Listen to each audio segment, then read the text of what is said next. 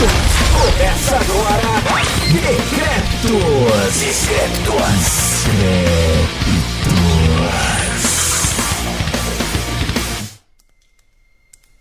Ela podia sentir um líquido viscoso impregnado em suas mãos. O cômodo estava totalmente escuro, e ela não se lembrava de onde estava ou de como chegar até ali. Expirava o mínimo possível, pois o ar carregava um odor fétido e nauseante. Esticou os braços em busca de alguma estrutura que pudesse usar para guiar-se, mas não encontrou nada. Andou de maneira lenta e cuidadosa, pois o piso estava perigosamente molhado. Após poucos passos, suas mãos tocaram o que parecia ser uma parede coberta por azulejos. Seguiu aquela parede tateando-a com as mãos. Procurava por algum tipo de interruptor ou qualquer outro mecanismo que pudesse iluminar o local. Chegou até um canto do cômodo e passou para outra parede. Finalmente, encontrou um relevo que parecia um pequeno botão. Acionou o dispositivo e viu o quarto ser iluminado por uma intensa luz branca. Fechou seus olhos por alguns instantes, até que sua visão se adaptasse à repentina claridade. Viu que suas mãos estavam cobertas por sangue quente e espesso. Havia uma fina camada de líquido vermelho aguado sobre o piso do quarto. Um aroma ferroso chegava às suas narinas. Ela estava nua, mas já havia notado isso antes de ativar as luzes. Estava assustada. Procurou por cortes em seu corpo, temendo que aquele sangue fosse seu. Não encontrou nenhum ferimento. Acalmou-se um pouco e viu que no canto da sala havia um homem pendurado de cabeça para baixo.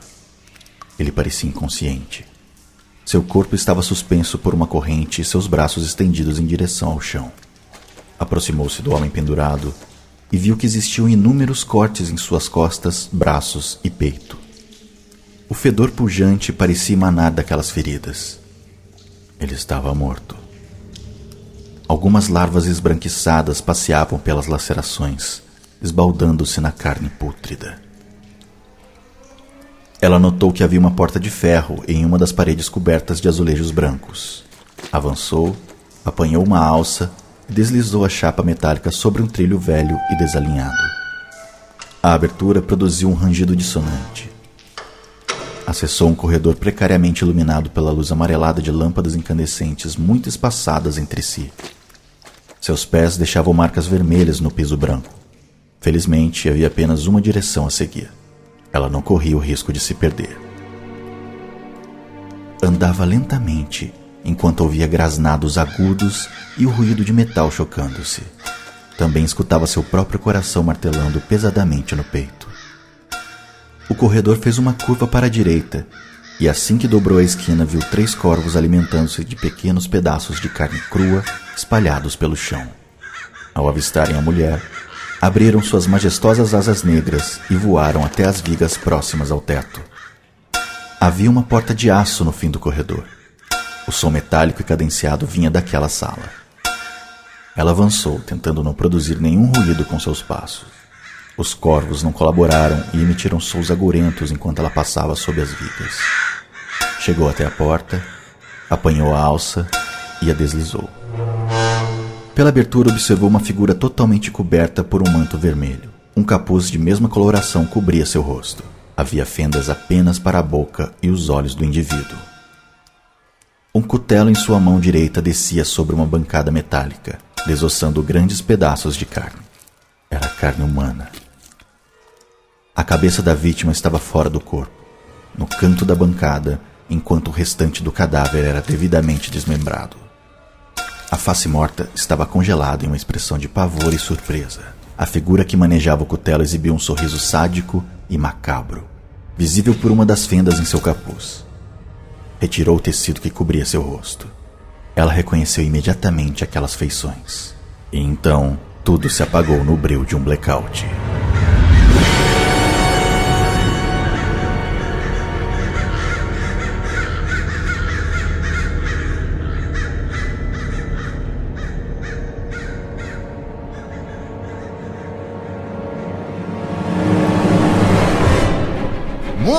Muito bom momento, Brasil. Começando mais um Decrépitos. E hoje um Decrépitos de terror e de literatura. Olha só que beleza. Sim, vamos falar de mais um livro hoje, meus amigos. Temos aqui comigo Rafael Mordente. Olá, Daniel. Bom momento pra você. Um bom momento aí pra todo mundo que tá ouvindo.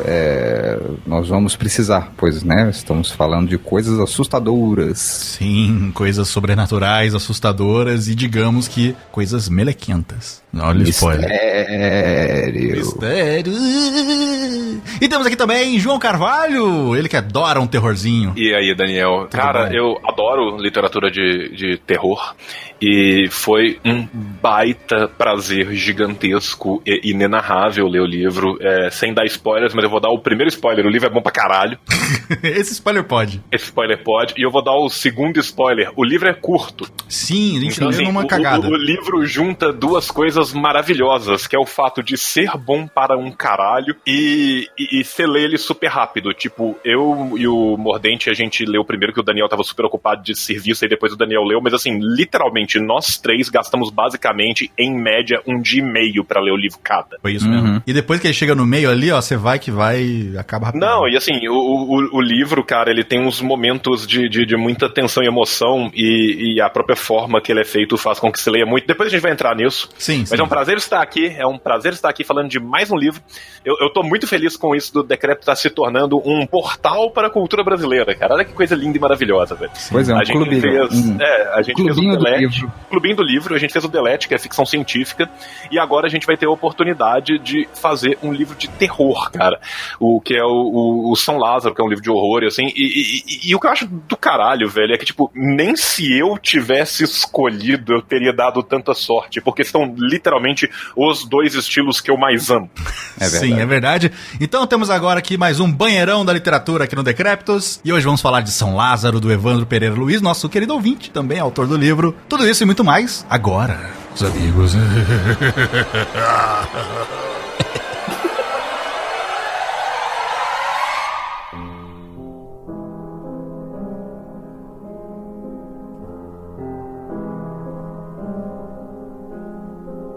João Carvalho, você que é o cara do terror aqui do nosso clubinho. Eu sou também, né? Mas o meu terror, Cara, ele, não, ele vai mais pro lado mais sincero. pop, né? Eu sou mais Stephen King, você é mais Lovecraft, né? É que tá, eu acho que na verdade, Daniel, eu sou mais gótica e feiticeira no sentido século XIX, e você é mais gótico e pós-moderno no sentido século XX e XXI. Sim, eu sou mais moderninho. Eu acho que se a gente dividir todas as nossas leituras, a gente basicamente cobriu os 3 séculos de terror. Sim. Mas eu provavelmente li muito mais coisa antiga que você, e você leu muito mais coisa contemporânea do que eu. Sim, provavelmente sim. E o Mordente, basicamente, tudo que ele não leu, ele viu todos os filmes e jogou todos os jogos. E leu a maioria das revistinhas. Então, assim, somando nós 3, caras, a gente tem o conhecer perfeito do terror e 3 imbecis que não sabem nada. Sim, é o resumo, né, da nossa vida, desse podcast. Eu queria ressaltar que eu gosto de literatura de terror também, mas eu sou muito especializado em literatura celta do século II. Então, sim. Isso é nós vamos inclusive fazer um especial sobre isso depois. Sim. Que vai ter só sobre literatura celta do século II. Vai ser um especial de 4 horas e só o Mordente vai falar. Sim, vai ser ótimo. Vai ser interessantíssimo. Você sabe que o melhor da literatura celta é o manual do proprietário, né? Não. Falou, galera, é isso aí. É isso aí, Evandro, desculpa, a gente tentou, não deu. Não deu. Mas, João, você fez uma pauta aqui, como sempre, né? Nesses episódios de literatura, você assume o controle da pauta. E eu vou dizer que você tá de parabéns pela pauta, viu? Tava lendo hoje cedo, obrigado, ó. cara. Velho, mas assim, eu vou falar de coração. Eu já comecei elogiando o livro e eu vou continuar elogiando o livro, cara. Foi um prazer fazer esse episódio e, assim, está sendo um prazer, né? Porque a gente ainda tá fazendo o episódio, mas assim, foi um prazer fazer a pauta do episódio, foi um prazer ler o livro. Foi um prazer, inclusive, ler os contos que o Evandro nos mandou, que eu não sei se já estão à venda comercialmente ou não. não, mas se eles estiverem à venda também terão o link no nosso post. E foi muito fácil, cara, no sentido de que é um tema que eu amo muito e o livro é absurdamente bom, cara. O livro, ele me tomou de supetão, eu não tava esperando que o livro fosse tão fluido, tão bem escrito. É uma literatura madura, cara. Eu sei que eu tô comendo um pouco lá da frente, mas assim, o Evandro tá de parabéns. O Evandro escreve de uma forma sucinta, madura e interessante, sabe? Então isso facilita horrores o trabalho. E assim como a gente fez no episódio do Delete, um beijo para o menino Matheus, eu quero começar com a gente tendo um pouquinho de uma discussão sobre o terror na literatura. E eu acho que o que é legal da gente falar sobre o terror é que o terror, ele começa como um fenômeno literário, até porque ele começa numa época que a expressão midiática de um fenômeno era necessariamente literária. Mas com o tempo, o terror, ele deixa de ser um fenômeno literário para se tornar um fenômeno da cultura pop como um todo, né? Sim. A gente vai falar isso ao longo da exposição. Pro terror no século XIX, a gente tem, né, alguns livros que são clássicos. Assim, não é que eu não tô falando que tipo o século XIX se resume nesses 4 livros, não, antes pelo contrário. Mas eu separei 4 livros que para mim são bastante simbólicos da literatura de terror no século XIX e mais do que isso, eu agora que eu tô olhando a minha pauta, eu já tô lembrando de um que veio um pouco antes e que também é muito importante a gente falar, né? Lá no século, o terror é uma coisa que basicamente permeia o imaginário de todos os povos e todas as culturas desde sempre, né? Sendo que contos e relatos de entidades sobrenaturais ou acontecimentos que não necessariamente passam somente pela física vêm desde a antiguidade, mas enquanto uma literatura, ele de fato ganha força no século XVIII, apesar de no século XIX, desculpa, apesar de no século XVIII a gente já ter vários livros que são muito clássicos. Para mim, o maior obra de terror do século XVIII é o Fausto do Goethe, né? Uhum. Que basicamente, tipo assim, as nossas impressões na cultura pop ainda acerca do diabo, elas ainda são muito devedoras do Fausto do Goethe lá atrás, que é de 1775, 1776, uma coisa assim. Nossa. No século XIX, o terror, ele cresce enquanto gênero, principalmente por causa da estética gótica a que ele se alia. Então a gente tem, assim, vários grandes nomes do terror. Eu acho que 4 que a gente pode usar para nortear, indo lá do começo do século com a Mary Shelley e terminando lá quase na viradinha com o Bram Stoker, é a Mary Shelley, né, que é a escritora do Frankenstein, que, tipo assim, é basicamente... Bicho, meu filho Eric conhece o Frankenstein, sabe? É tipo assim... Sim, todo mundo. A vovozinha até a criança sabe quem que é. Tipo isso, é um negócio que permeou a cultura pop inteira. Muita gente, né, confunde, que acha que é o monstro, né? Mas o Frankenstein era o Dr. Frankenstein. O outro é o monstro. O outro é o monstro.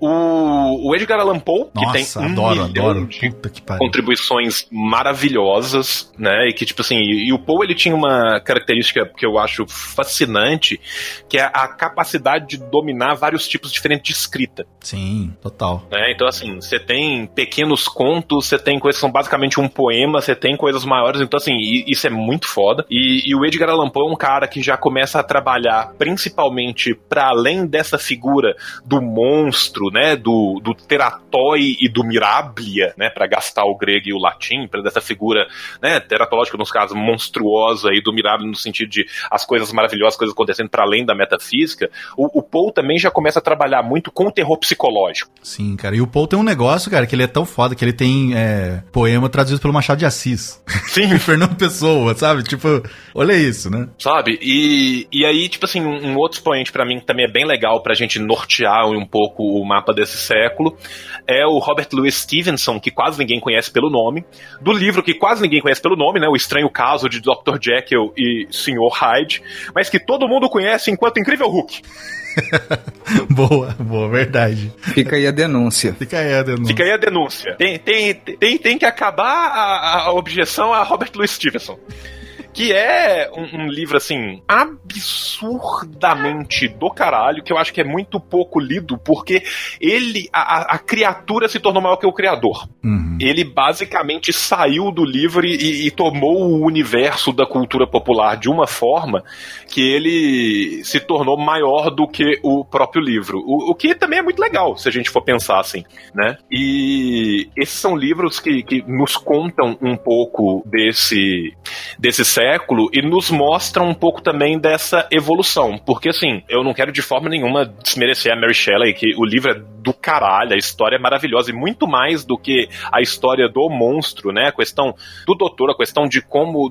é uma história, em última instância, extremamente humana, porque ela tá falando da nossa humanidade. O monstro, em última instância, somos nós mesmos, né? Então, assim, o que é monstruoso não é a criação, muito mais monstruoso é a forma como nós reagimos a essa criação, como nós reagimos a nós mesmos, ou seja, tem toda uma camada muito maior nisso, mas quando você vai pensando na evolução do século e você vai pensando na evolução do estilo, e eu acho que faltou um último livro que é do final do século e que pra mim mostra como que o terror caminha, tem o Retrato de Dorian Gray, né, que é de 1890, se eu não me engano. Sim, é muito bom também, nossa. E mostra essa caminhada exatamente de...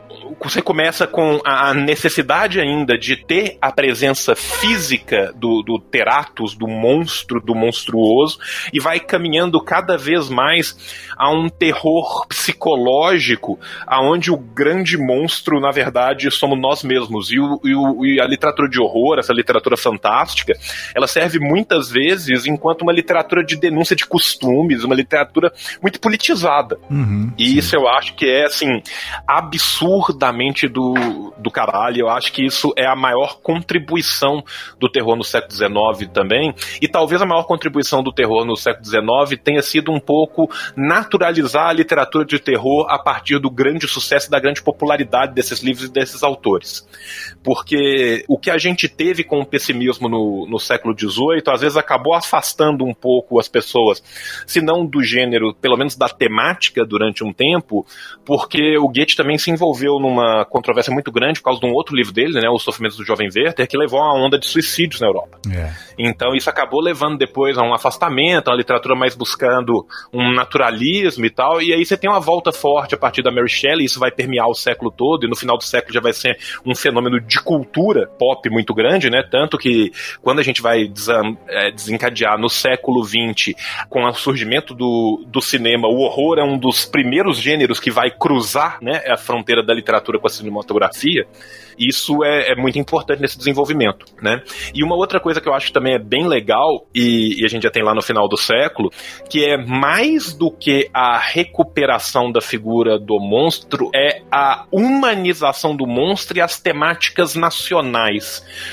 O Drácula de Bram Stoker, por exemplo, a gente vai estar falando de mitologias e mitografias regionais. E isso vai passar a permear muito a literatura de horror, seja com a figura dos lobisomens, seja depois com a figura dos zumbis, que tem em várias culturas diferentes, né? Essa ideia do morto-vivo, da volta do além-túmulo, né? E seja mesmo com as literaturas fantásticas nacionais, como a gente vai ter no Brasil, principalmente na primeira metade do século XX, que são literaturas fantásticas que muitas vezes vão se basear nos seus folclores locais. Então você tem toda uma ponte, né, entre a ficção, entre o terror e a cultura popular, que também traz, desaguando nessas literaturas nacionais, uma universalização do nacional. Então eu acho que tem toda uma importância muito grande. Como eu amo o tema, gente, eu tô falando há muito tempo, eu sei que vocês se veem obrigado a concordar com palestrinha, mas pelo amor de Deus, alguém fala alguma coisa pra me interromper. Não, eu concordo.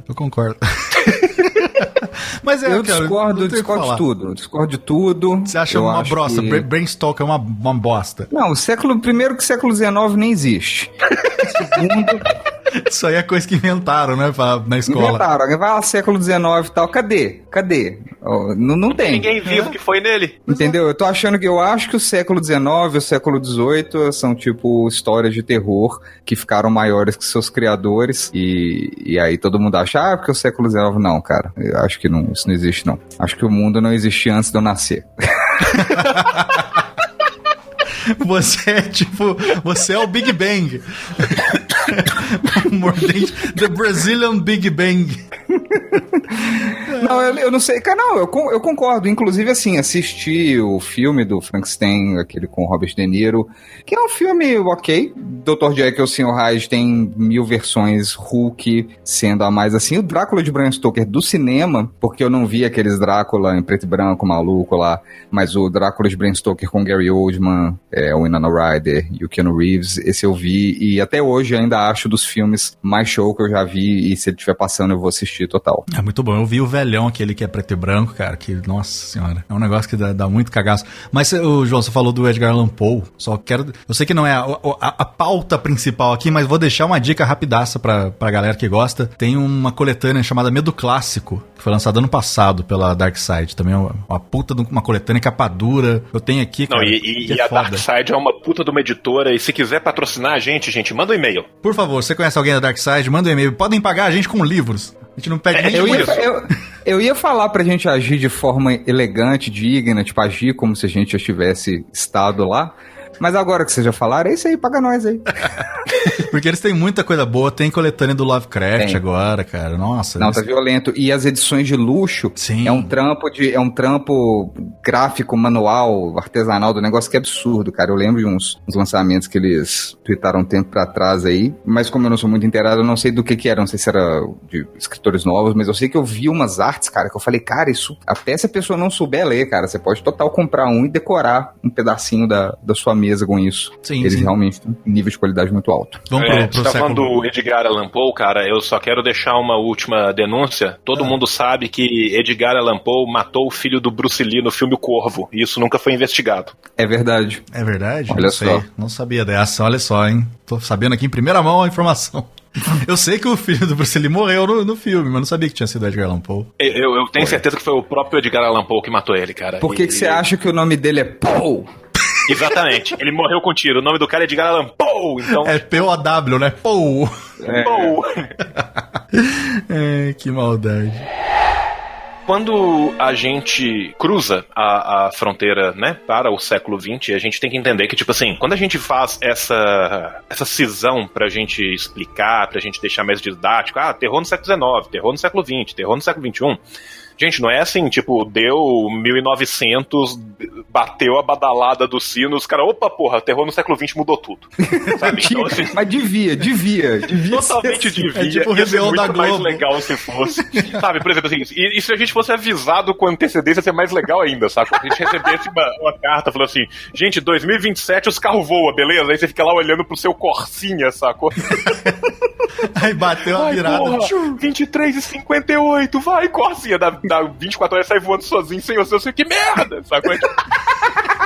Aí fica a galera triste, puta, aqui não tá no horário de verão, droga. Porra, tá no horário de verão, que merda, sacou? Os caras no ar, tirando onda, aqui, filho da puta, meu carro tá voando. Mas sim, deveria ser assim, mas infelizmente não é, né? Assim, eu não consigo dizer com certeza que não é, porque tudo isso que eu tô falando aparentemente aconteceu antes do nascimento do Mordente, então isso é préter universal. Então, né, devido à pré-ter-universalidade do tema, fica meio difícil de falar com tanta certeza assim. Mas o terror no século XX o terror no século XX, cara, é um dos movimentos, assim, culturais mais pluriformes e multifacetados e que permearam literalmente tudo, sabe? Assim, então, assim, desde a pintura, as artes gráficas, até a literatura, o cinema, a música, né? Sim, A gente tem de tudo no terror do século XX. Eu vou começar falando lá no comecinho do século ainda, né, com, pra mim, um cara que, assim, velho, é difícil eu falar o quanto eu gosto da literatura deste homem, que é Howard Phillips Lovecraft, cara, o nosso querido HP, né, que não apenas inventou as impressoras HP, como também inventou o Cthulhu. Que Então, inclusive inventou as impressoras HP para imprimir seus próprios livros sobre Cthulhu, então a gente já sabe que... E enfrentou os sabe, inimigos, né, também. E, velho, assim, o Lovecraft fez uma coisa que é super comum na literatura, que é ligar uma obra de ficção a pessoas que existiram de verdade e coisas que existiram de verdade para criar uma linha cinza entre o que é verdade e o que é ficção. Eu achei que você ia falar que ele fez uma coisa muito comum na literatura, que foi morrer jovem. Não. Olha, eu juro que eu achei que você ia falar isso. É aquela coisa, cara. Ele morreu com menos de 50, então sim. Ele fez algo que é muito comum na literatura e entre os boêmios em geral, né? Que é morrer tossindo sangue com menos de 50 anos de idade. Mas mais do que isso, cara, ele conseguiu fazer uma coisa muito legal, que foi imbuir os textos dele, que eram textos literários, de um verniz de verossimilhança, né? Porque quando ele cria, né, tipo assim, os mitos de Cthulhu, que depois vão ser agrupadas no Cthulhu Mitos, né, que é super clássico e tal, eles foram criados baseados num grimório fictício que seria o Necronomicon, né? O Necronomicon, ou Al-Azif, seria um livro escrito em pele humana, com sangue e tal, e ele vinculou esse livro a um cara que é um dos maiores ocultistas de todos os tempos, que é o Sir John Dee, que ele era astrônomo e ocultista no século XVI, e ele era, inclusive, conselheiro real. Sim, era o Merlin. Ele era o Merlin. Ele era basicamente o Merlin, tá? Ah, tá. Eu ia perguntar o que exatamente significa ser um conselheiro real, mas tá. Ele era literalmente o conselheiro real de metafísica e assuntos do oculto, de ciência e magia, entendeu? Olhava estrela, não sei o que lá, e dava conselho. Não faz isso, vai dar merda. Tipo isso. Vai por ali, vai ser top. Era isso. Sacou? Inclusive, assim, eu tenho um amigo meu que fez o doutorado dele sobre a obra de John Dee, e é um dos livros mais legais do planeta de ler, assim. E o Cthulhu, o Lovecraft, ele pegou o Necronomicon e ligou a figura do John Dee, e isso cria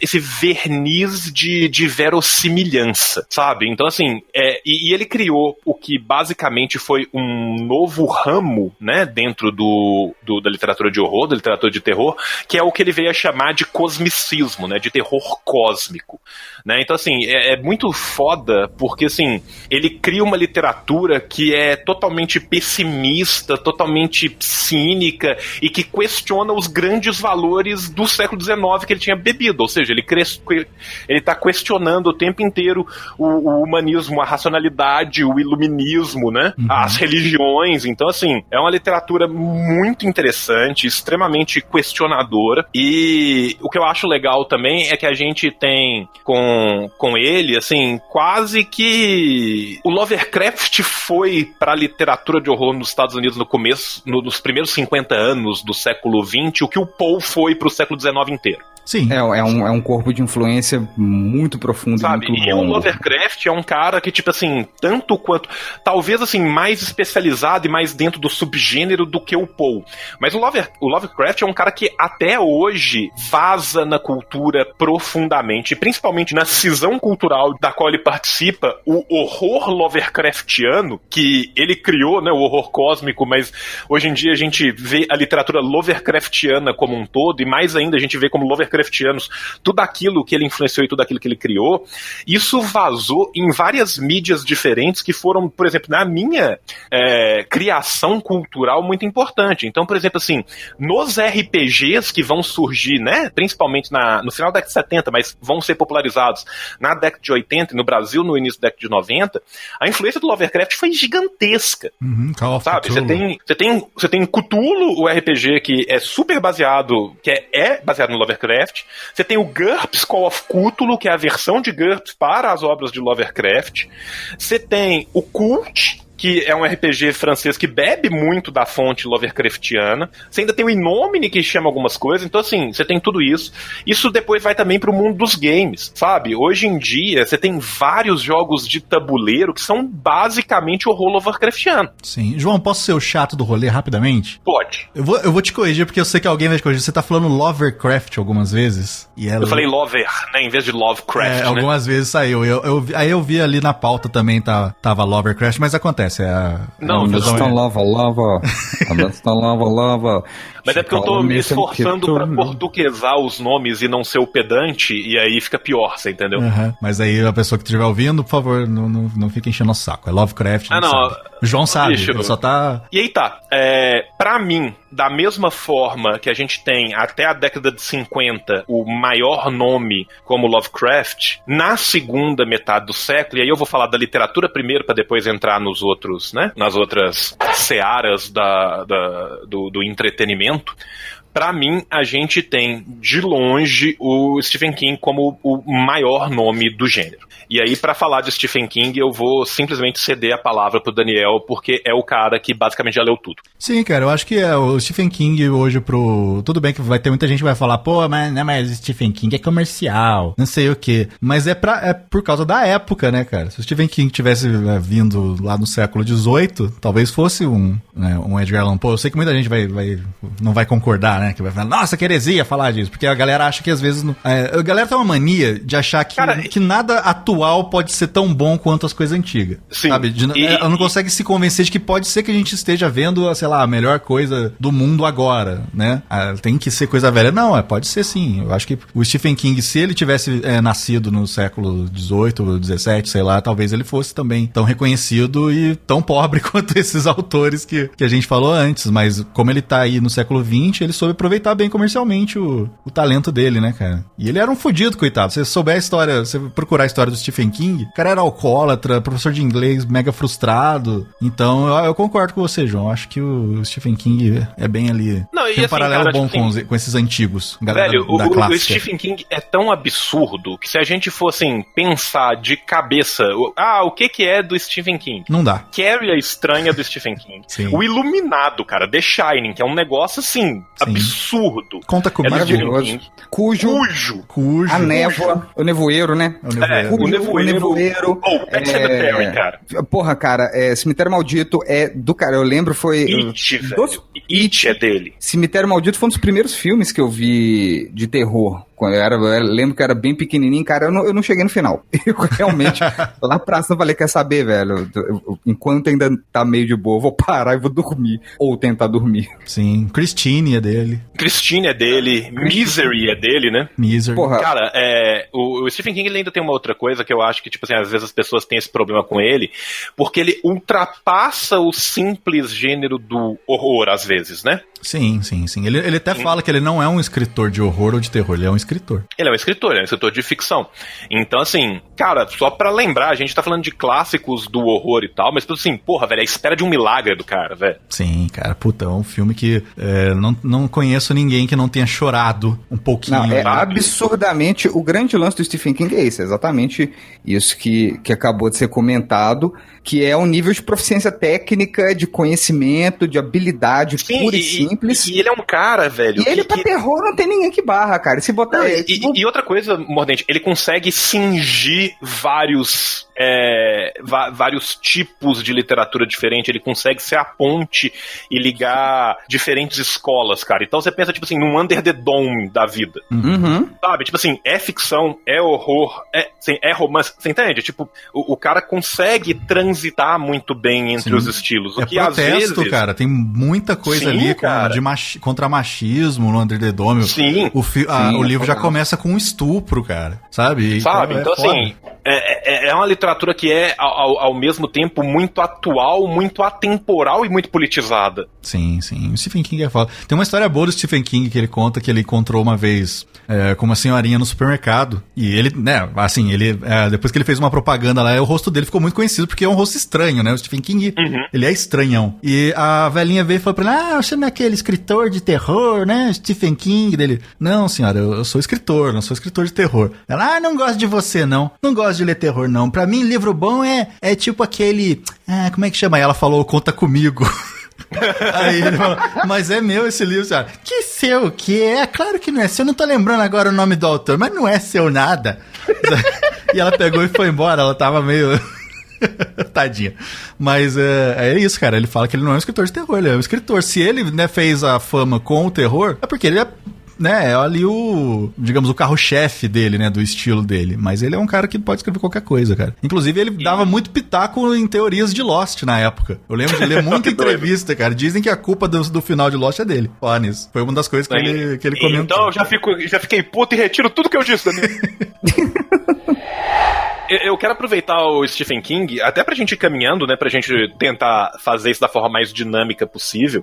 O Stephen King, pra mim, cara, ele é o momento ideal pra gente falar dessa transição multimediática do terror, que começa lá atrás, mas que vai explodir mesmo a partir da década de 60, 70, né? Uhum. Que, se a gente for pensar no terror enquanto gênero cinematográfico, o terror, ele começa de mão dada junto com o cinema. Sim. Né? A gente tem o Nosferatu lá atrás, a gente tem todo o expressionismo alemão que bebe muito na fonte do terror e bebe muito nessa fonte que eu falei dos terrores locais com as mitologias locais. Então, quando você pensa num filme tipo O Golem, né, do expressionismo alemão, você tá falando de um terror voltado, né, pra uma mitologia, uma mitografia local.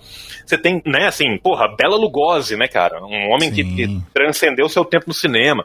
Toda a produção hollywoodiana que você teve na década de 30 e de 40, nos terrores que ficaram clássicos. Tem né? Tipo assim, os monstros da Universal. Os monstros da Universal, esse tipo de coisa. Então, assim, é óbvio que isso já existia com muita força antes, mas apesar de existir com muita força, ainda era um fenômeno seccionado dentro do grande público, né? Você nunca tinha tido, por exemplo, um filme de terror varrendo um Oscar. Ah, sim. Com certeza não. E isso vai surgir, assim, principalmente com a popularização do gênero de terror enquanto gênero literário infanto-juvenil na década de 50.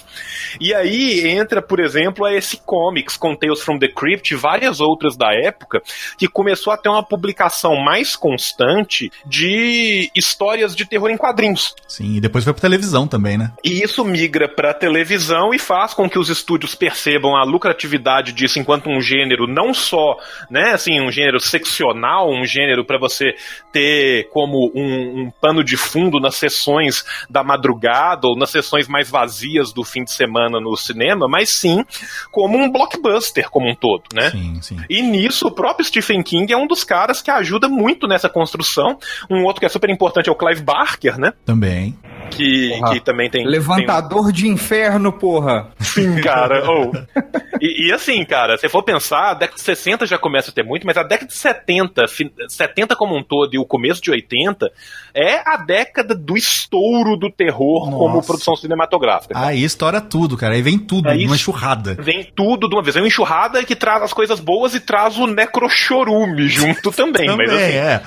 Mas também, né, você vai lá, faz 18 Jason, vai ter que ser ruim, né? Claro. É tipo isso, sabe? Mas assim, isso eu acho que é legal que a gente traz. E principalmente o Romero, quando ele volta com a questão dos zumbis e dos apocalipses, que é uma questão que, tipo assim, dava pra gente fazer um podcast inteiro sobre isso. Sim. Eu vou falar muito tangencialmente, então assim, você que é fã de zumbis, desculpa, né? Mas isso é uma questão que, tipo assim, na literatura já vinha de formas diferentes desde sempre, que essa ideia, né, do morto voltando é muito tradicional. Mas, assim, principalmente depois do Romero, é uma questão que varre a cinematografia como um todo, mas quando a gente vai ver, assim, questão de livros e escritas, a gente pode voltar até bem mais atrás, né? Tipo, o Richard Matheson escreveu Eu Sou a Lenda, que vira filme em 2014, bem antes, né? Assim, sim, quase nada, né? Não, o próprio monstro do Frankenstein pode ser considerado um zumbi. Sim. Né? Ele é tipo o Megazord de zumbis.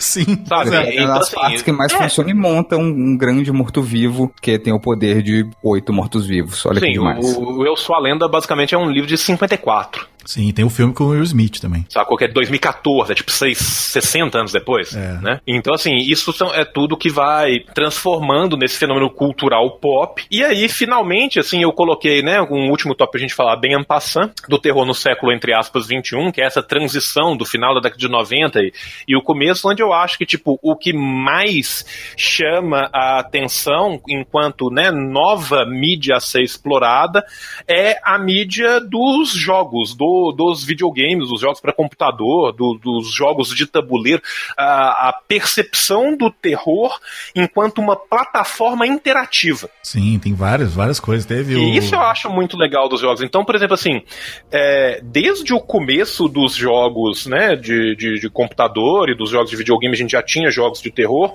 mas a ideia é que cada vez mais a gente vá percebendo o gênero enquanto interatividade, né, que é essa quebra final da quarta parede para a imersão completa da pessoa dentro daquilo, decidindo inclusive os passos que vão levando.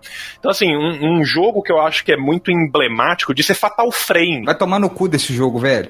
Caralho, odeio Fatal Frame, vai se fuder, velho. Você começa a jogar o negócio e tal, aí você, que isso, velho? Pra que você vai jogar o negócio e fica cagado? Nem não dá, né, pô? Nossa, não, fudido. E assim, fudido. Cara, pra gente ver como que as mídias vão se alimentando e retroalimentando, e como que a gente, né, nesse ambiente globalizado, você tem, ao mesmo tempo, uma ocidentalização forçada dos costumes, mas também uma permeação maior das culturas locais nessa ocidentalização dos costumes. O próprio Fatal Frame, ele é muito devedor do crescimento do cinema de horror asiático. Sim, que é eu não gosto. Eu sei que a gente tá sendo super técnico e didático aqui, mas eu não gosto, né, desses terror de susto, ficar cara, que bobagem do caralho. Eu fui assistir aquele lá que tem aquela menina que fica pendurada no ombro da galera, que tipo os encostos, e aí falar, beleza, cara, um terror tailandês e tal. O Yoda. Eu não sei como é. Eu não lembro como é que é o nome dessa porra, não, cara. Sei que eu fui ver no cinema e é só susto, cara. Mas beleza, você tomar um susto, 2 sustos ao longo do filme e tal, massa, mas tipo um atrás do outro, mó bobagem. E aí, aí no final é uns espíritos, e aí o cara olha no espelho e ele vê um troço que ele não vê nele mesmo. Mas eu achei meio tonto, assim. Eu gosto de uns terror mais viajado, mais psicodélico, assim, não sei. Olha só, então assista o novo It, vai gostar. Assistiu, gostei, gostou? achei Bom, legal, né? Achei doido.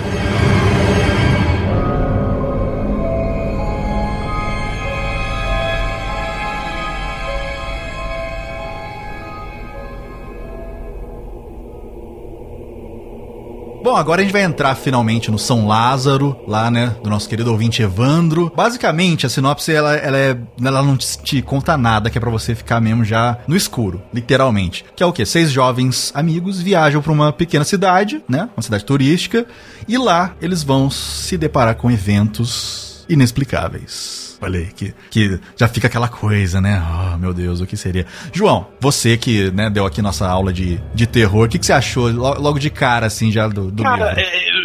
eu vou tentar. Essa é a nossa querida parte sem spoilers. Você que está ouvindo em casa, você pode ficar tranquilo, você pode respirar. Se acabar escapando é pequeno, tá? Sim. Mas assim, eu acho o livro... Eu quero falar de aspectos... Eu quero falar dos aspectos técnicos do livro primeiro, porque eu achei esse livro um primor técnico. Muito bem escrito, cara. Nossa Senhora. Tá? Cara, velho, tipo assim, para além do livro ser ridiculamente interessante, para além do fato de ser quase 300 páginas e você sentar e ler ele em 24 horas, que foi o que aconteceu comigo. Uhum. Aconteceu comigo. Eu não dormi, eu queria dormir, eu olhei a hora e falei, velho, dá pra ir. E eu continuei. Sabe, tipo assim, além disso tudo, cara, de um prisma puramente técnico, o livro é um primor. O livro, ele é maduro. O livro, ele é de um autor que está pronto, cara. Sabe, se a gente tinha lá no Delete com o Matheus um diamante bruto do caralho, mas com várias coisas a ser aprimorada, a gente tem um livro lapidado aqui, cara. A gente tem um autor lapidado, sabe? Então, assim, você vê pelo livro, pela urdidura, pela forma como que tem a construção dos personagens, a construção da geografia, o arco narrativo... Por tudo isso, você vê a maturidade e a bagagem do autor. Sim, os recursos então, até que ele usa, né, de ter os flashbacks, né, da vida dos personagens então, assim, antes. cara, o livro, ele é um primor técnico, pra além de ser um puta livro legal, light, leve pra caralho, você pega e lê, você mergulha na história. A história, ela começa, cara, é como se você tivesse você tranca a porta dentro de um quarto e começa a ler o livro, cara. Começa a subir o nível da água. Na hora que você percebe, você já tá completamente submerso no mundo do livro, você não consegue mais sair. Olha, boa. É isso, sabe? E tem uma hora que ele chega a fazer a melhor coisa que o terror pode fazer, que é a submersão claustrofóbica. Nossa, você não verdade. quer mais ler, mas você tem que ler essa merda. É verdade, sabe? cara. E fica assim, não, eu tenho que parar, eu tenho que viver, eu tenho que tomar um copo d'água, fumar um cigarro, mas eu preciso de saber agora, neste segundo, o que vai acontecer com o Diogo, e eu sei que vai demorar uns 3 capítulos. E nesse ponto, o livro é ridiculamente maravilhoso. O livro, cara, usa uma das estruturas de escrita que eu mais amo no mundo, porque é a mesma estrutura de escrita da Epopeia de Gilgamesh. No, God, please, no! No! Consegui falar de Mesopotâmia no meio, olha que lindo. Muito bem. Está começando Yeah. mais um Mesopoterror. Que é a composição em anel, cara. Olha aí, o anel. O livro usa o estratagema da composição em anel. Então, assim, o livro começa com um flash forward. Sim. E ele vai praticamente terminar neste flash forward sem em momento nenhum revelar o que é. Sim, é o prólogo que nós tocamos aqui no comecinho do episódio. Sabe? É o flash Assim, forward. Velho, meu Deus do céu, o que é isso? Sabe, o livro, ele é tão cuidadosamente bem escrito que ele te conta tudo nas entrelinhas. Sim, você fica até meio com raiva depois, né? Sabe, o livro não precisa virar pra você e depois de 200 páginas falar assim, então, você achou que era fulano, era ciclano, viu? Não, ele vai te entregando. Ele vai te entregando aos poucos, sem você perceber. Ele vai, tipo, colocando. Velho, e o livro te enrola feito um novelo, cara. Sabe? Tem hora. Velho, eu tava lendo junto com o Mordente, eu mandava pra ele. Cara, tô com uma teoria, página 100 e tantos, me cobra. Velho, a minha teoria tava errado, página 112, me cobra. Cara, tô com outra teoria, página 115, me cobra. E nada tava certo, velho. Tipo. Nada tava certo. É tipo você vê um filme do Shyamalan, assim, né? E o mais legal é que, tipo, ao contrário dos filmes do Shyamalan, o final não é uma bosta. Sim. Sim. Depende do filme, depende do filme. Não, depende do filme. Eu tô sendo maldoso com o Shyamalan. O Shyamalan tem vários bons filmes e tem filmes que ele simplesmente falou assim, ok, eu sou um treinador de futebol no mundo árabe, minha função aqui é ganhar dinheiro. Sim. Né? Mas assim, velho, meu Deus do céu, o que é a forma técnica como o livro foi conduzido. Então assim, beleza, passo 1, composição em anel. Essa composição em arco, que o pessoal de literatura fala em alemão, Ringkomposition, é uma das coisas mais legais e mais antigas e mais humanas que a gente tem na composição. A questão de usar um único grande flash forward e vários flashbacks, cara. Isso eu achei genial. Porque o livro começa te desvelando um rio de informações que você não sabe de onde vem, e depois ele só vai voltando pra trás pra conseguir pintar o quadro do presente sem ter que ficar indo pra frente, voltando pra trás, indo pra frente, voltando pra trás, ou indo pra frente toda hora pra tentar mudar alguma coisa. Não precisa. E ele usa o flash forward como composição em arco. Meu Deus, cara, eu tô aqui aplaudindo de pé com os pés e com as mãos enquanto eu levito. De tão foda que isso foi, tá? A construção da geografia, e mais do que da geografia, da geopolítica do livro. Essa parte da geografia eu gostei, cara, porque é aqui perto de mim a geografia do livro. Sim, e mais do que isso, Daniel, você tem uma construção que ao mesmo tempo que fala dos lugares, fala das pessoas e fala da interação entre essas pessoas, da política das pessoas locais ali. Sim, sim. Então, assim, o lugar, a interação entre as pessoas, essa política que elas exercem entre si, ligadas aos fenômenos metafísicos, está tudo tão entremeado, tudo tão bem costurado, que o metafísico é naturalizado. Uhum. Em momento nenhum do livro, você questiona o metafísico no livro. Isso é verdade. É verdade mesmo. Exatamente pela naturalização geográfica, naturalização geopolítica da construção dos personagens, da situação e da sociedade em que eles estão inseridos. Uhum. Eu tô em pé gritando. Sabe aquele meme que tem de tipo assim, como eu acho que eu sou discutindo literatura, aí um cara sentado de terno e como eu sou na verdade, aí o maluco com vários mapas fumando com o cabelo pra cima. Isso é você agora. Eu tô literalmente igual o maluco. Eu tô em pé com as duas mãos balançando e um cigarro na mão. Sim, e também outra coisa que eu acho que é um ponto positivo, cara, do livro, são as cenas mesmo que são de terror, cara. São ótimas, são muito bem escritas, assim, o jeito que ele descreve as coisas, sabe, que estão acontecendo. Isso é uma coisa que é importante num tipo de livro desse. Não, pra você. Velho, tipo assim, e é isso que eu acho do caralho nessa construção do arco narrativo. Uhum. Curva dramática, tudo. O arco narrativo ele é ridiculamente bem construído porque a cada momento que o livro caminha pra frente, ele se fortalece pra trás. Toda vez que a gente muito bem começa colocado. a quanto mais a história se desenvolve, mais o prelúdio daqueles personagens se torna claro e mais a interação entre os vários prelúdios se justifica com a questão geográfica, com o lugar, com o ambiente e com a questão metafísica que subjaz, fazendo com que a infraestrutura e a superestrutura do livro se portem de uma maneira contínua, num crescente contínuo. O livro é como se fosse uma pirâmide invertida. Ele te dá o topo no começo e depois ele vai te dando todas as bases. Eu tô louco de novo, né, em pé. Doidão gritando, desculpa. Você tá em pé mesmo, de verdade? Eu tô em pé mesmo, cara. Eu tô emocionado. Eu tô em pé e com os braços balançando. O Mordente me conhece, ele consegue visualizar como é que eu tô. Sim. Liga a câmera. Cara, é assim, eu tô de acordo com tudo, alguns desses detalhes eu realmente não saberia verbalizar com tanta precisão. Eu acho que ele tem algumas coisas, tem um outro aspecto, né, além de naturalização do ambiente, naturalização do sobrenatural também. Eu acho legal como que todas as experiências sobrenaturais ou não no livro são descritas de forma muito sinestésica, né? Demais. É tudo muito sinestésico, é a palavra certa e adequada. Velho, eu lembro da conversa que eu tive com você. Cara, sim. A gente falou, isso é um roteiro de cinema pronto, velho. Sim, tudo. Você consegue sentir texturas, né? Não é só texturas da trama, da história, mas você sente texturas, gostos, sensações, tudo. Ele é um livro que, se ele for lido numa forma de imersão, igual eu separei um tempinho aqui, acendi minhas luzes mais fraquinhas e tal, porque eu li em PDF no computador, e botei até um sonzinho de fundo, botei tipo trilha sonora instrumental, comecei inclusive com a trilha sonora da Bruxa, e deixei, cara, tipo musiquinhas instrumentais levinhas, de boa, de fundo, e fui, cara, completamente arregaçando. Ele é uma experiência sinestésica.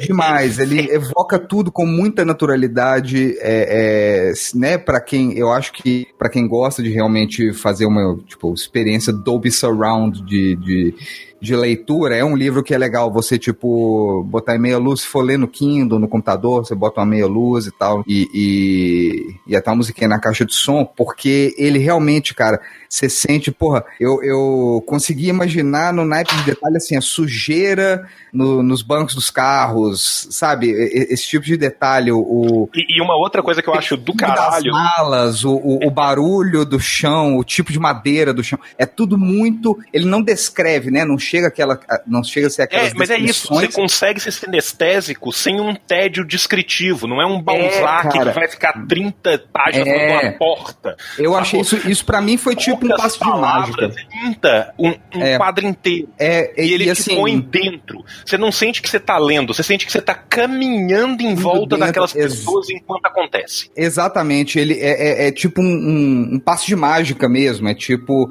com o perdão da metáfora com futebol, mas é tipo aquele gol do Ronaldinho Gaúcho contra o Chelsea. Tem 50 zagueiros na frente dele, ele tipo põe a ponta do pé no chão, dá um bico na bola, ninguém vê, e aí quando você vê a bola tá dentro do gol. É tipo isso, é um passo de mágica. Se liga, pá, quê? E você fica... E quando você vê, você tá caminhando dentro de uma pintura, de uma cena, você tá realmente participando. Mas pra mim, eu acho que deixou tudo muito bem sedimentado no livro, e ele também faz um trabalho psicológico absurdo, né? Ele realmente constrói os personagens de forma que as vulnerabilidades psicológicas de cada um possam ser devidamente exploradas, expostas, esmiuçadas, estraçalhadas.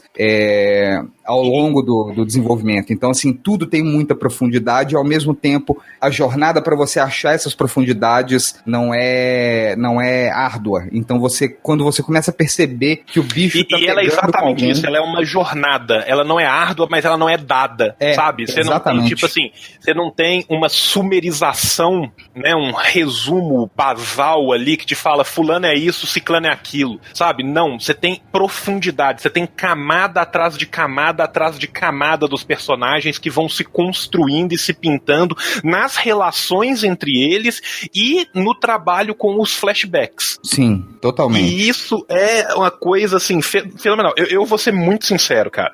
Minha vontade, se eu tivesse dinheiro, era pegar um avião e levar o livro como script pro Guilherme Del Toro, cara. É realismo mágico. É realismo mágico, que é o meu tipo de terror. O terror amarrado com realismo mágico, porque você tem uma coisa que ao mesmo tempo tem um caráter fantasioso, até um pouco lúdico, né, de mexer com a sua imaginação mesmo, mas ao mesmo tempo, quando você coloca isso dentro de um contexto muito realista, fica assustador. E aí você explora as duas coisas. Sim, não, tem vários momentos, cara, que na minha cabeça, a sinestesia que ele me causou era quase que a visualização no ambiente de São Lázaro de Labirinto de Pan, Labirinto do Fauno, né? Pan's Labyrinth, é Labirinto do Fauno em português. Labirinto do Fauno. É Labirinto do Fauno. E assim, exatamente por essa questão desse realismo mágico, exatamente por essa questão dos silêncios que às vezes falam mais do que as palavras. Muitas vezes a não atitude, a omissão daquele corpo social, ele fala mais do que se ele falasse. É verdade. E isso é uma outra coisa que eu achei, assim, fenomenal, que é saber escrever não escrevendo, sabe? Que é saber contar sem dizer. Sim. Nossa, cara, eu achei isso de uma profundidade fenomenal. Entrando mais um pouquinho aí na seara da construção dos personagens, o que eu achei também muito foda é a interligação dos personagens geracionalmente, né? Sim. E aí, tipo, nisso eu já vou dar um spoiler na parte dos não spoilers, mas você tem basicamente duas grandes gerações conflitando de alguma forma, e os embates dessas duas grandes gerações, a primeira que vivenciou a criação do fenômeno e a última que vai vivenciar a resolução do conflito, ela também contribui na construção dos personagens de ambas as gerações. Sim. Esse cruzamento realmente é o catalisador, né, de tudo. E ele acaba exatamente, e ele se torna o catalisador do livro e a justificativa final, né? Exatamente. Verdade. Precisamente. É realmente Então, assim, porra, cara, é um trabalho meticuloso, cara. Esse livro foi escrito como se ele fosse o feitio de um bom relógio suíço, tá ligado? São 1 milhão de pequenas partes que juntas formam uma engrenagem maravilhosa. Pra voltar às metáforas de futebol, é o Eric Cantona, né, cara? Se você quer tocar música linda, cara, você deve tocá-la com uma maravilhosa orquestra, cara. Exatamente. E o livro é isso, cara. O livro é música linda sendo tocada por uma maravilhosa orquestra, porém de uma forma que te causa um terror psicológico sinestésico, cara. Sabe? Realmente.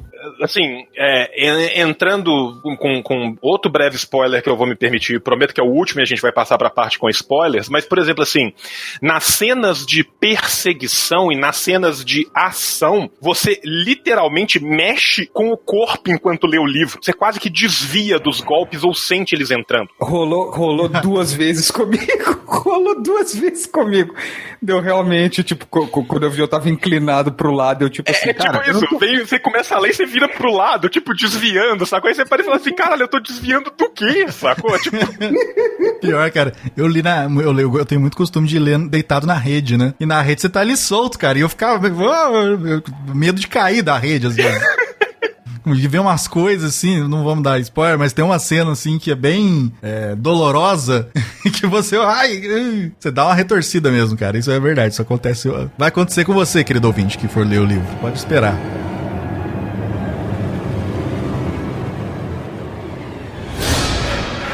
E agora, se você não quer saber spoilers, quer ler o livro antes, você desligue aqui este episódio. Muito obrigado pela sua audiência. Semana que vem a gente volta. Se você... Entra no link, compre o livrinho do Evandro, que é muito foda. Vale a pena demais. Sim. E se você já leu Mordente e você quer ouvir o que a gente vai dizer, permaneça aqui com a gente. Se você não leu, compre o livro, leia e adeus.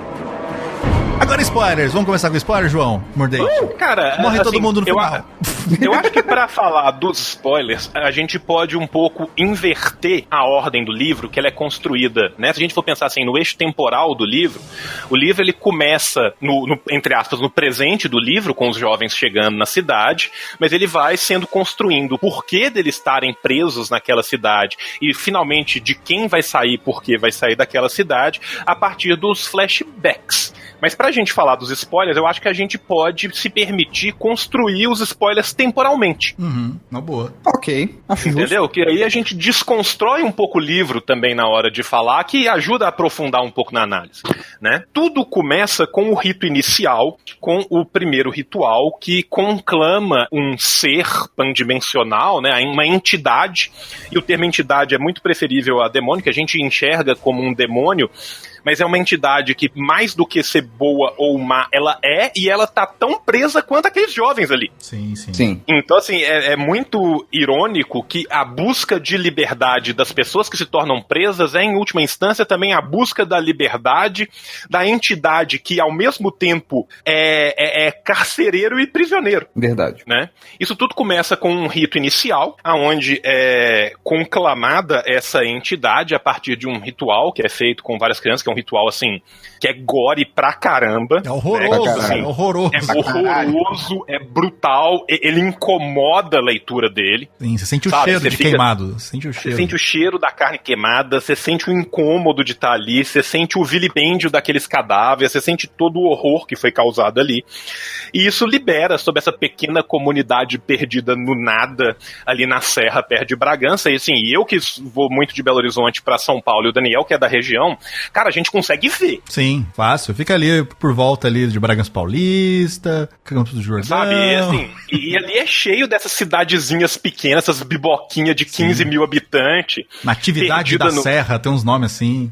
Perdida no meio do nada, que mal tem uma pousada, mas que ao mesmo tempo é um lugar lindo pra você ir numa cachoeira, sacou? Então, assim... Sim. Já fui muito. Não em São Lázaro. Se eu tivesse ido, eu não tinha voltado, né? Continua contando isso pra gente. Ok, entidade.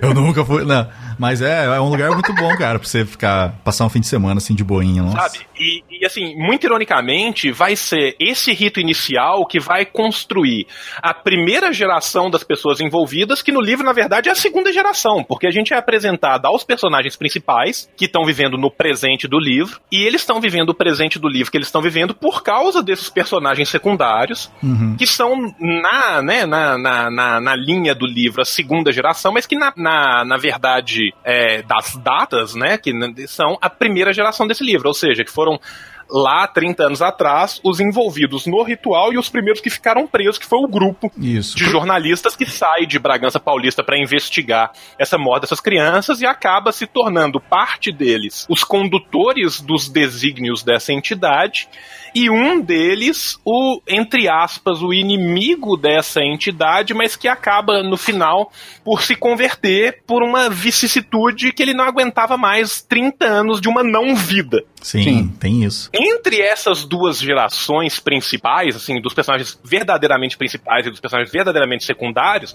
você tem o cara que, se fosse no cinema, ganharia o Oscar de melhor ator coadjuvante, que é o meio termo entre essa geração do início da treta e a geração da resolução da treta, que é o Diogo, entre aspas, o cigano, que era o andarilho que tinha ido no meio dessas duas gerações, com a sua família, Diana, sua filha, e Carmen, a sua esposa, e tinha ficado preso lá, e uma vez ficando preso lá, ele, assim como todos os outros grupos que passaram, que o livro fala que existiram, mas não entra nos detalhes, foram influenciados pela entidade para tentar libertar essa entidade. Sim. Só que o Diogo, a família do Diogo, ao contrário desses outros grupos, ou não conseguem ou são mortos, o Diogo vive. E é exatamente o fato dele ter ficado vivo e ter combatido a entidade a vida inteira que, ironicamente, vai permitir que ela fuja. Sim, eu li o livro inteiro imaginando o Hugh Jackman no papel dele. Porra, cara, eu também pensei... Sério? Caramba, olha só. E a gente nem combinou, hein? Nem falamos disso antes. Não, exatamente pelo tipo de pessoa. É um cara durão, que tem cicatrizes da vida, mas que ao mesmo tempo tem uma grande sabedoria sem ser acadêmica. Sim, olha aí, fica a dica aí já pro Guilherme Del Toro, hein? Já fica a dica pro Guilherme Del Toro. E ele seria perfeito, porque ele seria uma pessoa de meia idade em meio de vários jovens. Sim, puta, ia ser foda, cara. Porque ele é mais jovem, né, em tese, do que boa parte dos jornalistas, a não ser o João, que acaba virando o mendigo, né, o bêbado mendigo, que era o jornalista mais novo. Ele é muito mais jovem, por exemplo, do que o Jonas, né, o padre Jonas, que era o Paulo, que era o fotógrafo, ou do que o padre Simão, que era a própria entidade. Que é o capiroto. Verdade, olha aí, que legal, cara. Então você tem, assim, essa construção geracional, ela é genial, porque você usa 3 gerações diferentes para intercambiar esses flash forwards e naturalizar esses flash forwards, né? E isso é muito inteligente, né? Ao longo do livro, você vai tendo a construção dos personagens principais, que são feitos basicamente 2 casais e um par antagônico. Isso eu também achei muito inteligente, que permite que a história se desenvolva, porque sem a participação do Alex, né, que é o nerd, o gordinho, que sofreu problemas de bullying, e a Carolina, que é a católica lésbica, que é a contradição humana, que é o fator mais humano nisso tudo, né, você não teria a possibilidade de ter, basicamente, um herói com o Gustavo, um anti-herói na Amanda, que vai vir a se tornar a entidade, e o casal que é basicamente a nova geração do Diogo e sua família, que é o Sandro e a Laura. Sim. O Sandro e a Laura, pra mim, eles são todas aquelas pessoas que passaram e não conseguiram sobreviver.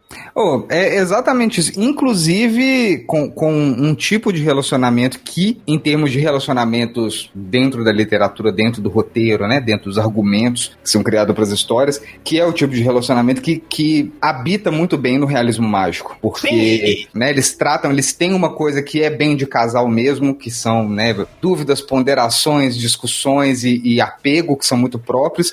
E além de tudo tem aquele romantismozinho que floreia, que te faz... Que te faz ter esperança de que as coisas vão continuar melhor pra você continuar lendo. Ou tipo assim, vamos pelo menos ver como é que resolve. Só porque chega uma hora que você vira e fala, vamos ver quem que vai se fuder dos dois. Chega uma hora que você fala, agora a gente vai ver quem vai se fuder. O que eu acho mais simbólico disso, Mordente, é o seguinte, que os dois tiveram vidas extremamente difíceis, mas eles superaram as suas dificuldades para o bem e se tornaram pessoas extremamente boas. Sim, e a frase... O Gustavo teve uma vida extremamente difícil e ele, mais do que se tornar uma pessoa boa, ele se torna um super-herói. Ele transcende a humanidade, ele se torna tão bom que ele é visto como desnecessário. Sim. A frase do Sandro pra Laura, que também é uma das coisinhas de frasezinha de casal, que eu achei muito legal que ele fala, eu ficarei com você até você não me querer mais. Que eu acho que pinta muito bem o tipo de relação dos dois. Não é aquela, entendeu? É tipo assim, até você não querer, tipo assim, eu tenho interesse em estar com você, mas eu sei que o peso que você carrega... às vezes é grande demais. Às vezes é grande demais, então assim, se eu virar parte desse peso, vai ser paia, mas tô de boa. Eu achei bonito, sabe? Achei... Sim, e assim, tipo o que romantismo concreto, sabe? Achei legal. Sim. E aí, tipo assim, o Gustavo, ele é bom, mas ele é bom demais. Né? Sim. A Carolina e o Alex são um par antagônico e são, entre aspas, pseudo-anti-heróis, porque o Alex é inteligente demais pra ficar vivo e perigoso demais pra ser confiado a uma decisão, porque ele você não sabe o que esperar dele, ele não é previsível, então é por isso que ele é morto no final. Sim. E a Carolina, ela é boa demais pra se tornar o receptáculo, mas ela tem uma dubiedade dentro dela que o Gustavo não tem, pra não necessariamente atacar a Amanda no final. Eu acho ela chata demais, cara, essa Carolina. Puta merda. Eu achei bacana. Pra mim, o grande negócio, o grande lance dos personagens, quando a gente realmente, é a hora que a gente consegue verbalizar isso que o João tá falando, que é a hora, tipo assim, vai acontecendo, não é todo mundo ao mesmo tempo, que todo mundo tem aquela espiral descendente pra dentro da própria psique. Todo mundo tem aquele momento de colapso, de implosão, que enfrenta, né? Cada personagem enfrenta e vivencia e revive e rememora, etc. Tudo que tá ali dentro dentro de cada um. E dá pra perceber como é como se fosse uma sequência de sonho lúcido, que também ficou todas as sequências de sonho lúcido, né, que servem ou pra purgar ou pra punir os personagens. Todas as sequências são maravilhosas, eu achei tudo muito bem construído. É uma imagética que já é referenciada na psicologia, né, enquanto campo do saber, mas ele criou toda uma coisa ali que amarra muito bem, que é coisas imagéticas que pertencem à história, ao livro, e ele conseguiu fazer uma mescla muito boa disso. Então, assim, a descida ao inferno, vamos colocar dessa forma, a descida do inferno de cada personagem nossa, quando começa a rolar, cara, de fuder, extremamente claustrofóbico e ao mesmo tempo extremamente obrigatório, que é aquilo que foi mencionado no começo. É a hora que você fala, não, velho, puta que pariu, eu não acredito que tipo assim, eu vou ter que entrar em outro capítulo, eu quero dormir. E aí você vai e começa, e quando você vê, você tá com o olho esfarelando de sono, você não consegue parar, e na hora que, puta que pariu, a descida pro inferno de cada um, cara, acho que foi uma sequência. Sim, não, e essa descida ao inferno pessoal, que principalmente foca, né, no Gustavo e na Carolina, né, apesar de cada um ter a sua em seu momento, e cada um ter o seu momento de revelação, e o seu momento de se tornar herói ou anti-herói naquela situação, né, você tem esse foco no Gustavo e na Carolina, que é exatamente isso, que é pra decidir quem vai ser o herói possível. Sim, é o pivô, são os dois pivôs pra decidir quem que vai ser, tipo assim, quem que vai realmente executar a função de pivô. Exatamente. E enquanto isso, você tem a construção paulatina e discretíssima da Amanda enquanto personagem, que ela é o receptáculo perfeito. Sim. Foi um troço que eu fiquei... Foi um troço que eu fiquei meio puto. No começo, você acha que ela é muito pueril, entre aspas, no sentido de ser uma pessoa fútil, mas você vai descobrindo cada vez mais que ela é uma pessoa extremamente competitiva e espertona. E ruim. E esperta de um jeito ruim. Sim, malandrinha. Malandra que vai saber se aproveitar daquela situação e que vai conseguir, em última instância, sacrificar o seu self para se tornar algo a mais. Porque ela jamais faria isso para se tornar algo a menos ou para salvar um terceiro. Sim. Isso foi um troço que eu fiquei um pouco puto, cara. Tipo assim, fez total sentido. Eu fiquei um pouco puto por isso.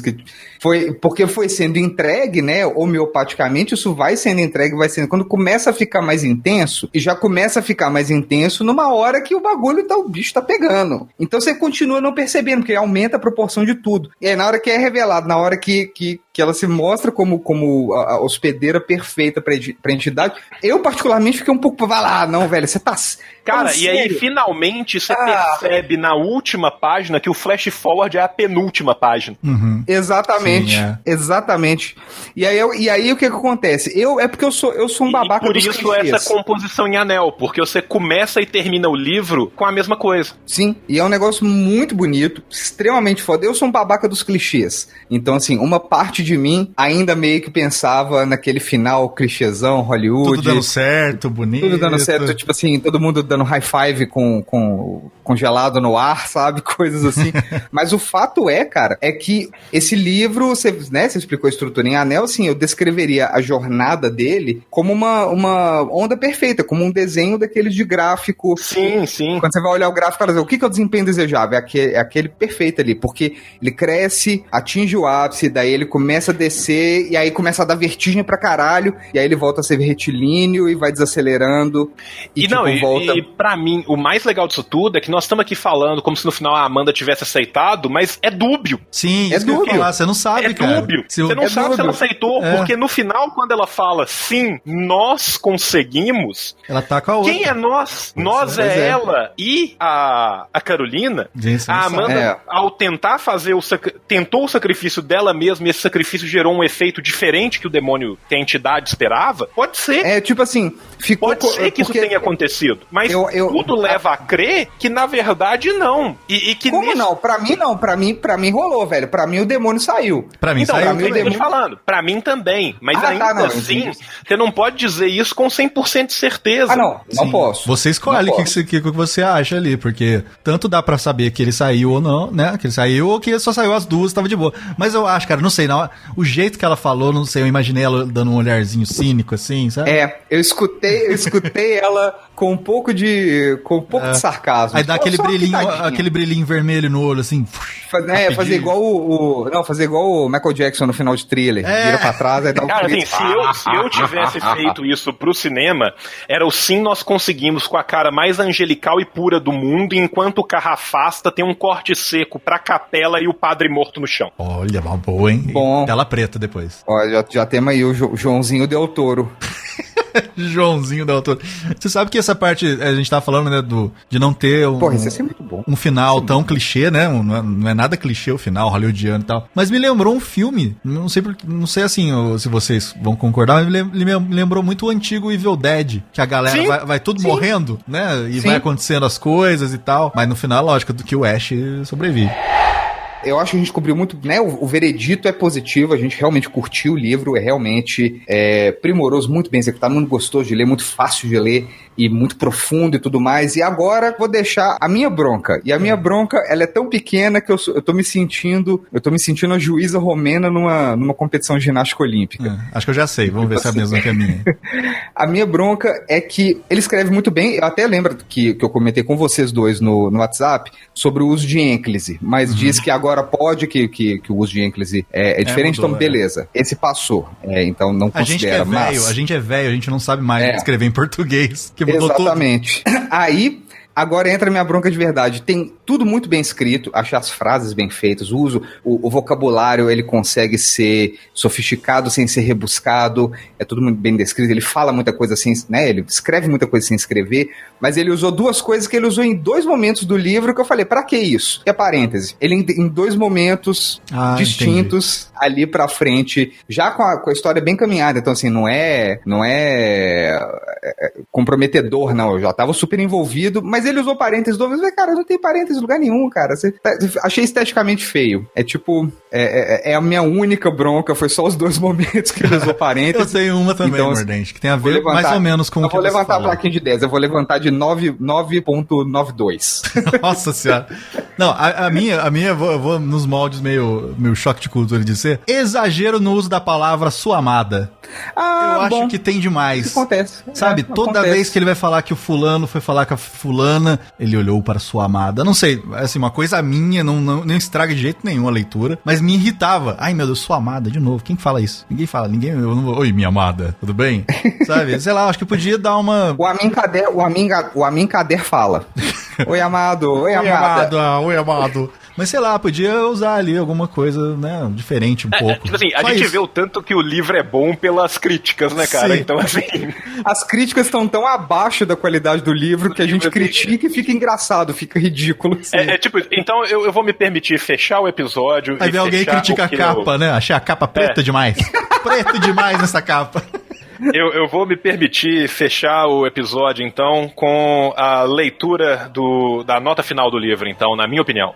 Ok. Livro São Lázaro, quesito, livrão da porra, 10. Pra mim é 10, cara. Tipo, eu amei o livro. Sabe o que pareceu? Pareceu, não sei se vocês já assistiram aquele episódio do Rick and Morty que tem o reality show galáctico. Aí vem uma cabeça voando. Me mostre o que vocês têm. Cara, pra mim o livro foi 10, foi show de bola, foi craque na escola. Não, pra mim foi 10 também, cara. Eu falei o 992 é só porque eu não gosto de usar parênteses em texto. Aí eu vi que ele não usava... Eu vou fazer uma única crítica. Crítica. Do nosso querido Andarilho Diogo como cigano, cara. Isso é um reducionismo do povo cigano. Vou baixar minha nota por causa disso, então, em 9.99.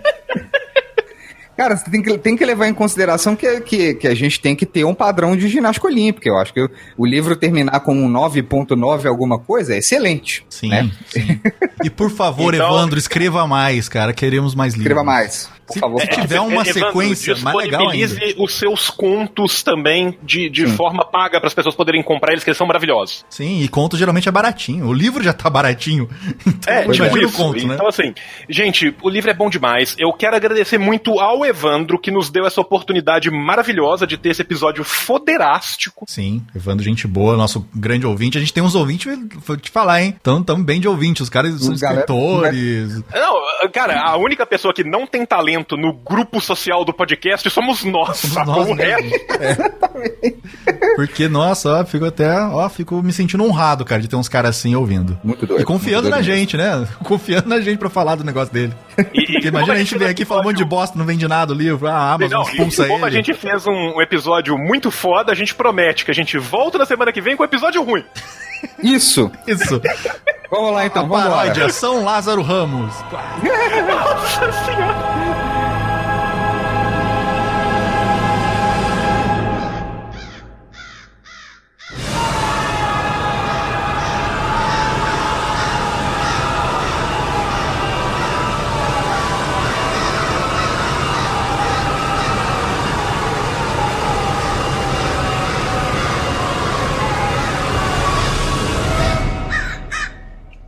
Você ouviu? Decrépitos.